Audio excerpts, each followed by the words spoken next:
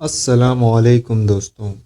اہل سرسار کی ایک قوم جسے قوم سبا بھی کہا جاتا ہے، اللہ تعالیٰ کی بے شمار نعمتوں کے اندر زندگی گزار رہی تھی۔ یہ قوم ایک عظیم تہذیب و تمدن کی مالک تھی۔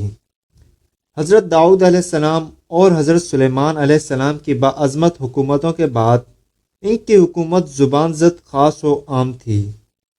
کہا جاتا ہے کہ یہ لوگ گندم کے مغز سے آٹا پس کر روٹیاں پکاتے تھے، لیکن اس کے برعکس وہ اس قدر اسراف کرنے والے اور ناشکرے تھے کہ انہی روٹیوں کے ساتھ بچوں کا پاخانہ صاف کرتے تھے۔ بعد ازاں ان آلودہ روٹیوں کے اکٹھا کرنے سے ایک پہاڑ بن گیا تھا۔ پھر ایک صالح شخص نے وہاں سے گزرتے ہوئے ایک عورت کو دیکھا جو روٹی کے ساتھ بچے کے پاخانے کے مقام کو صاف کر رہی تھی۔ اس شخص نے عورت سے کہا، تیرے اوپر افسوس، خدا سے ڈر، کہیں ایسا نہ ہو کہ خدا تیرے اوپر اپنا غضب ڈھائے اور تجھ سے اپنی نعمت چھین لے۔ اس عورت نے جواب میں مذاق اڑایا اور مغرورانہ انداز میں کہا، جاؤ جاؤ، گویا کہ مجھے بھوک سے ڈرا رہے ہو۔ جب تک سرسار جاری ہے مجھے بھوک سے کسی قسم کا کوئی خوف نہیں ہے۔ پھر یوں ہوا کہ کچھ ہی عرصے بعد اللہ تعالیٰ نے ان لوگوں پر اپنا غضب ڈھایا۔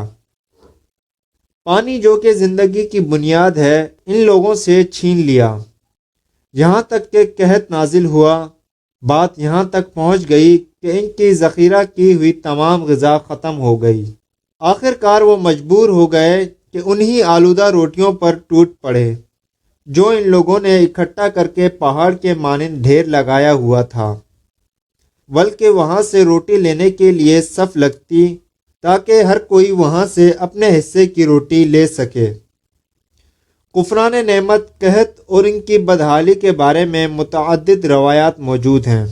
سورہ نحل کی آیات کا مفہوم ہے، اور اللہ نے اس بستی کی بھی مثال بیان کی ہے جو محفوظ اور مطمئن تھی۔ اس کا رزق ہر طرف سے باقاعدہ آ رہا تھا، لیکن اس بستی کے رہنے والوں نے اللہ کی نعمتوں کا انکار کیا تو خدا نے انہیں بھوک اور پیاس کا مزہ چکھایا، صرف ان کے ان اعمال کی بنا پر کہ جو وہ انجام دے رہے تھے۔ اور یقیناً ان کے پاس رسول آیا تو ان لوگوں نے ان کو جھٹلایا، تو پھر ان تک عذاب آ پہنچا کہ یہ سب ظلم کرنے والے تھے۔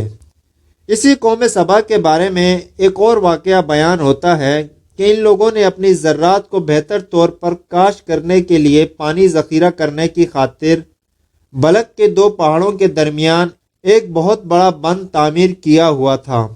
سوراخ اور دوسرے پہاڑوں سے گزرا ہوا پانی اس بند میں آ کر وافر مقدار میں جمع ہو جاتا تھا۔ قوم سبا نے اس پانی سے صحیح طور پر استفادہ کرتے ہوئے وسیع و عریض اور بہت سے خوبصورت باغات لگائے اور کھیتی باڑی کو رونق بخشی۔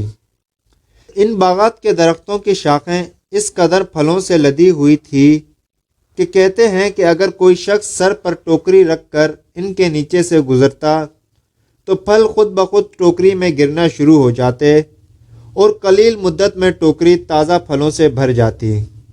لیکن نعمتوں کی کثرت نے انہیں شکر کرنے کے بجائے سرمست اور غافل کر دیا تھا، یہاں تک کہ ان کے درمیان بہت بڑا طبقاتی نظام وجود میں آ چکا تھا۔ ان میں سے صاحب اقتدار لوگوں نے کمزوروں اور ضعیفوں کا خون چوسنا شروع کر رکھا تھا، یہاں تک کہ ان لوگوں نے خدا سے ایک احمقانہ التماس کیا جس کا ذکر سورہ سبا میں آیا ہے، جس کا مفہوم ہے کہ انہوں نے کہا، خدایا ہمارے سفروں کے درمیان فاصلہ زیادہ کر دے۔ انہوں نے اللہ تعالیٰ سے یہ التماس اس لیے کیا تاکہ غریبوں، بے نواح لوگوں، عمرہ اور ضرورت مند ان کے ہمراہ سفر نہ کریں۔ ان کی خواہش یہ تھی کہ آبادیوں کے درمیان خشکی ہو اور فاصلہ بہت زیادہ ہو تاکہ تہی دست اور کم آمدنی والے لوگ ان کی طرف سفر نہ کر سکیں۔ اللہ تعالیٰ نے ان مغرور پیٹ کے پجاریوں پر اپنا غضب نازل کیا۔ بعض روایتوں کے مطابق ان مغرور لوگوں کی آنکھوں سے دور صحرائی چوہوں نے مغرب نامی بند کی دیواروں پر حملہ کر کے انہیں اندر سے کھوکھلا کر دیا۔ ادھر سے بارشیں زیادہ ہوئیں جن کی وجہ سے سیلاب آ گیا اور اس بند میں بہت زیادہ پانی اکٹھا ہو گیا۔ اچانک بند کی دیواریں ٹوٹیں، اس سے ایک بہت بڑا سیلاب آیا جس میں تمام دیہات، آبادیاں، مال مویشی، باغات، کھیتیاں، ان کے محل اور گھر پانی میں غرق ہو کر نابود ہو گئے۔ ان کے باغات اور زراعت میں سے صرف بیری کے درخت اور کچھ جھاڑیاں بچی تھیں۔ خوش الحان پرندے وہاں سے کوچ کر گئے تھے، جبکہ الوؤں اور کووں نے قوم سبا کے کھنڈرات میں اپنے گھونسلے بنائے۔ اس بات کا ذکر سورہ سبا میں کچھ یوں ہے: یہ ہم نے ان کی ناشکری کی سزا دی ہے اور ہم ناشکروں کے علاوہ کسی کو سزا نہیں دیتے۔